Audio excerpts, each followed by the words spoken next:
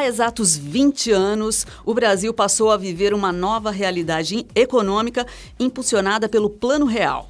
A equipe econômica do então presidente da República, Itamar Franco, liderada por Fernando Henrique Cardoso, que atuava como ministro da Fazenda, tinha como meta principal combater a inflação, que chegava a 80% ao mês. Difícil de acreditar, não é? Pois é, o Viva Voz de hoje vai tentar entender este cenário e também os reflexos na atual economia brasileira.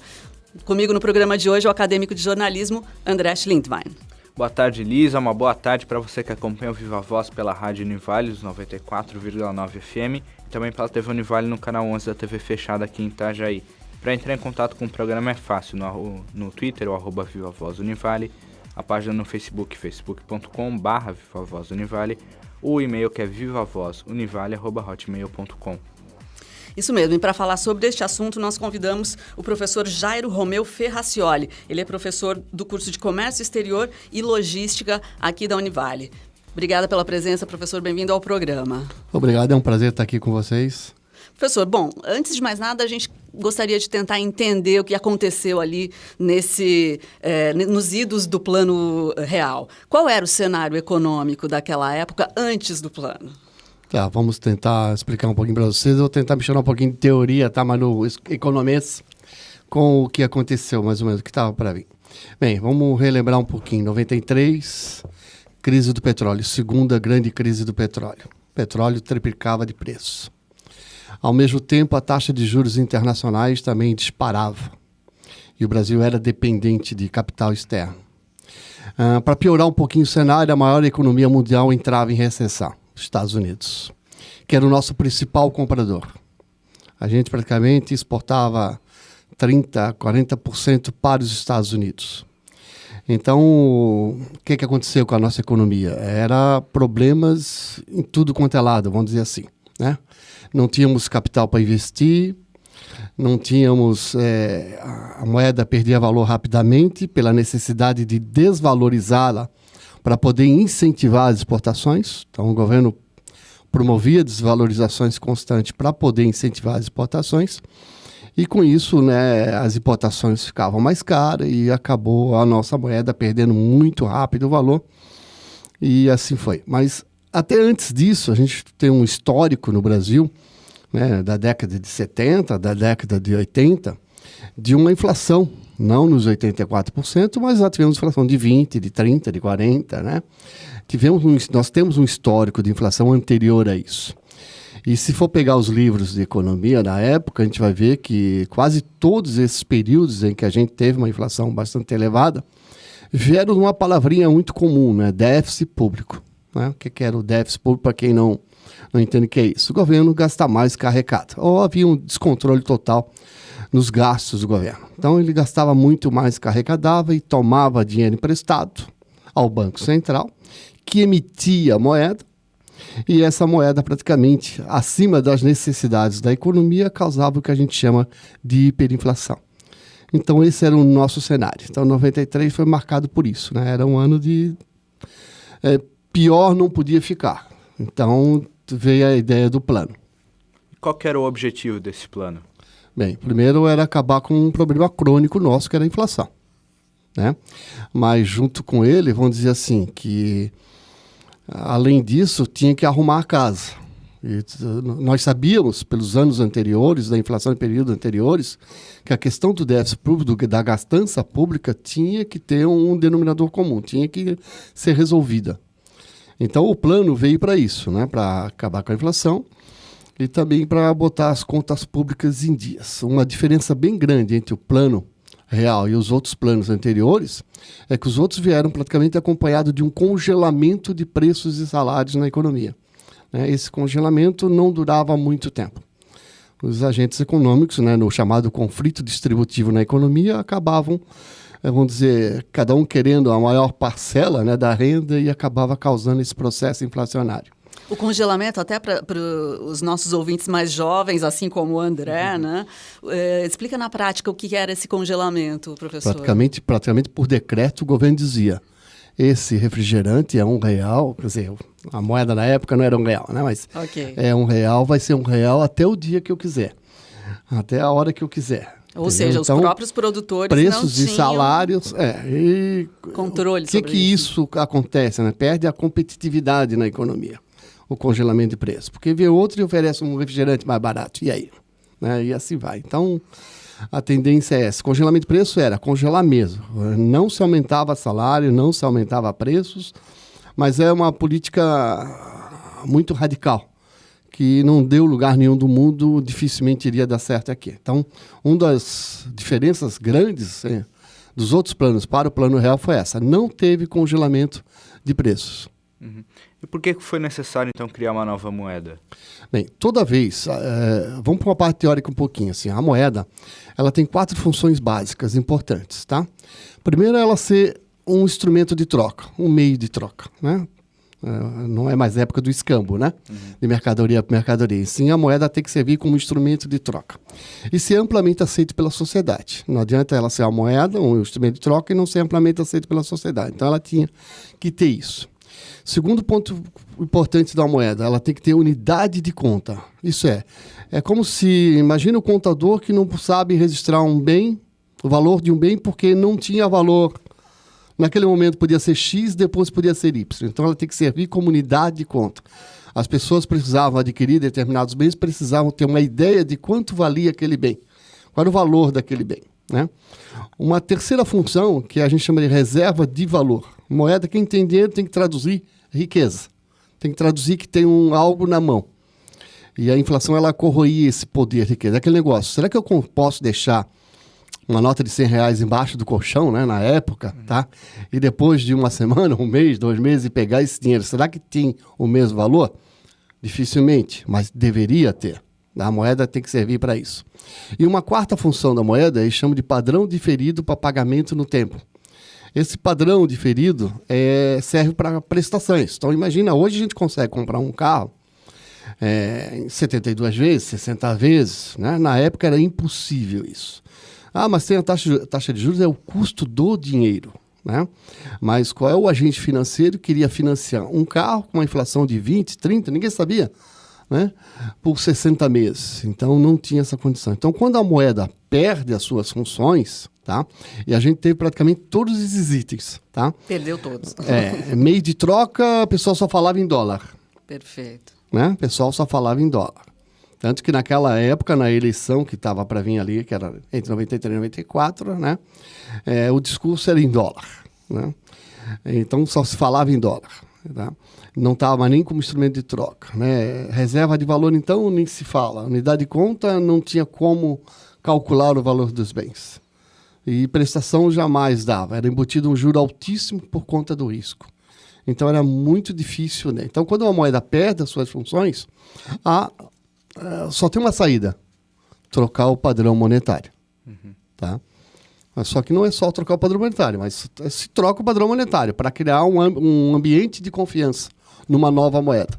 Pois é, agora já falando então desse momento, né? Vamos lá. Então, ficou instituído, a nova moeda foi instituída, então veio o real. Como é que aconteceu a transição, né? Para as pessoas na prática poderem lidar com essa nova moeda? Vamos lá, é que não foi assim por decreto, quer dizer, foi por decreto a nova moeda, mas não foi imediata, tá?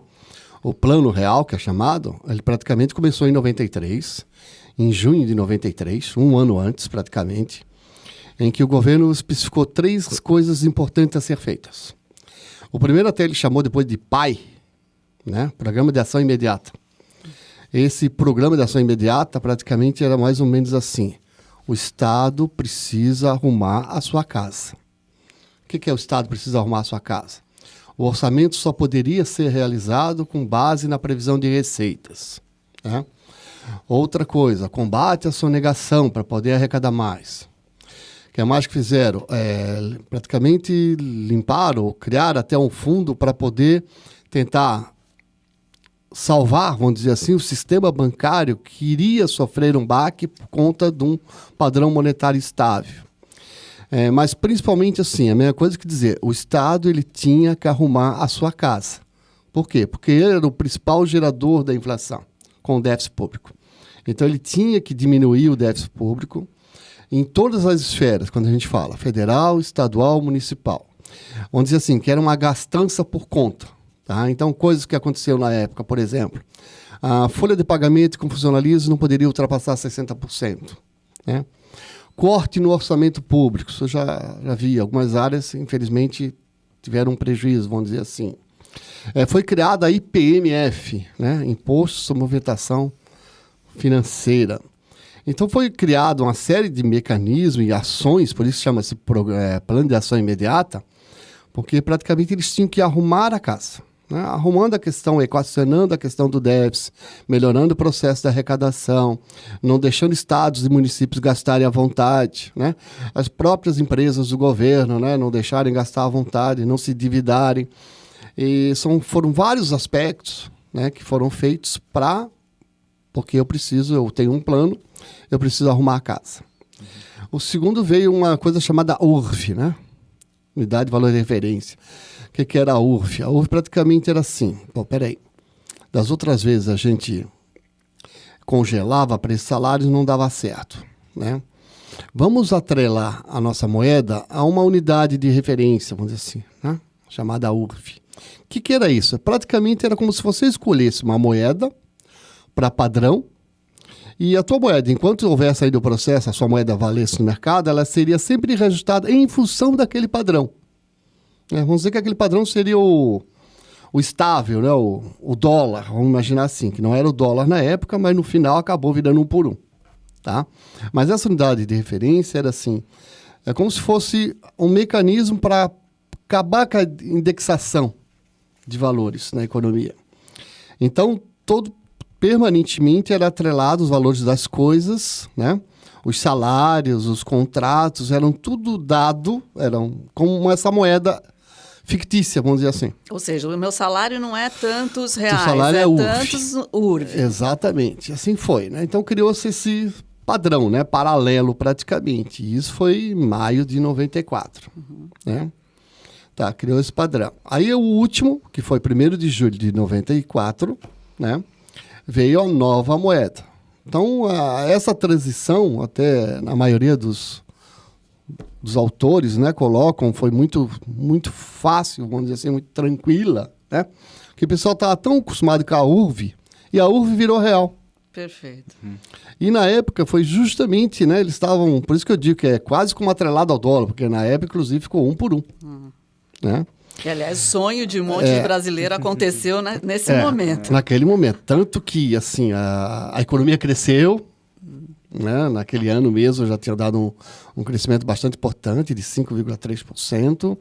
A sensação é de que a gente estava mais rico, né? A sensação é que a gente comprava melhor. Por quê? Porque não havia corrosão do salário, né? Então, a gente sentia o valor da moeda, tá?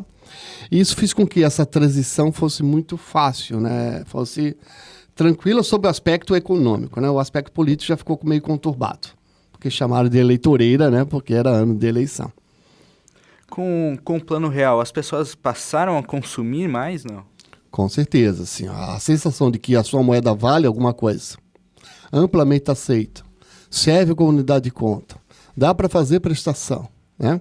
As pessoas foram à compra, tanto que até se endividaram, em parte. Os empréstimos no ano seguinte praticamente chegaram a 150% um aumento. Quer dizer, as pessoas criaram maior confiança em adquirir determinados bens, porque nós tínhamos um padrão agora estável, de moeda estável. Tá certo. Sim. Agora, professor, independente disso, quais foram os principais resultados obtidos com o plano, na sua opinião? Bem, o principal resultado foi essa sensação de que nós tínhamos um padrão monetário, né? Uma troca de moeda foi benéfica.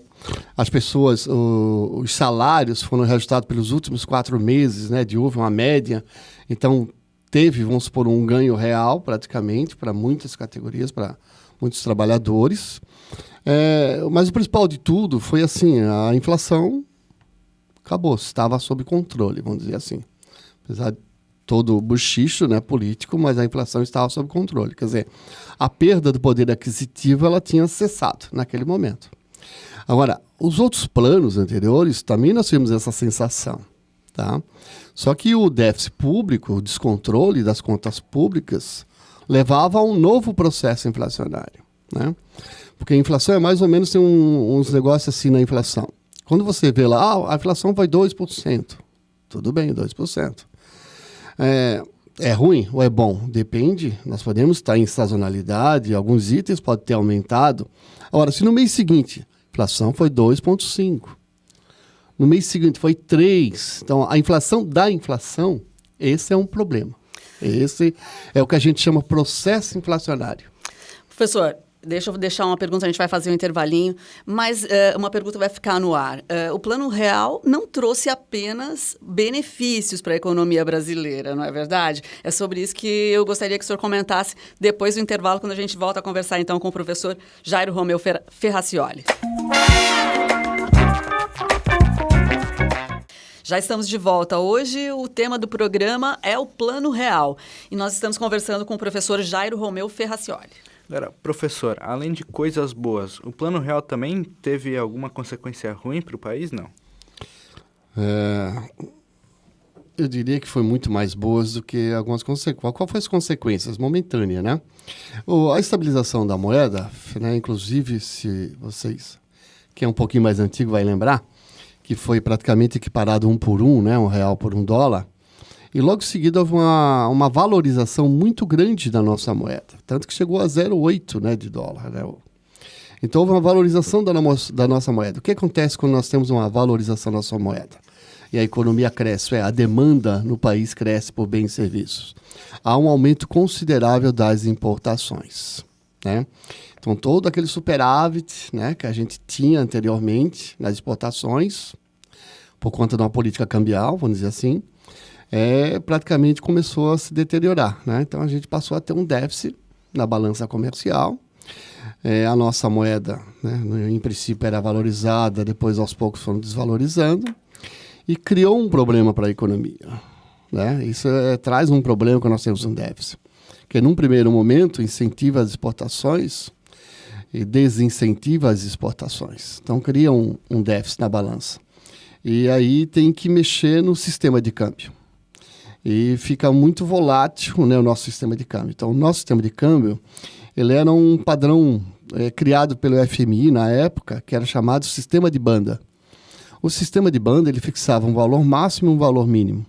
Dentro dessa banda, praticamente era estável, né? E quando chegava a próxima banda, o governo tinha que alterar a banda para poder manter um incentivo à exportação. Então, foi constante a mudança de banda. Então, a gente teve um problema muito sério de capital. Além disso, a crise em vários outros países, né, Rússia, Argentina e outros países, trouxeram uma escassez de capital no mercado. E essa escassez de capital fez com que a gente não tem dinheiro. E a gente sempre dependeu do capital externo para a nossa conta investimento. Para quem não entende mais ou menos, o que seria a conta investimento? Você produzir bens de capital, né? Matéria-prima, insumos e edificações. Isso é a nossa conta investimento.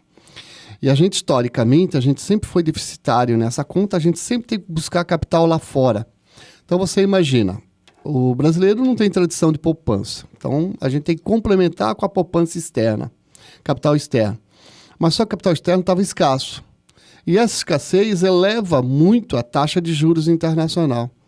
Então, além de você ter que oferecer uma taxa de juros mais alta lá fora para trazer capital externo, você ainda acabava sendo sacrificado a própria parte da economia. Porque quando você aumenta a taxa de juros para poder tentar trazer capital de fora, você sacrifica a parte interna da economia. Isso é a questão do crescimento econômico, ficou comprometido.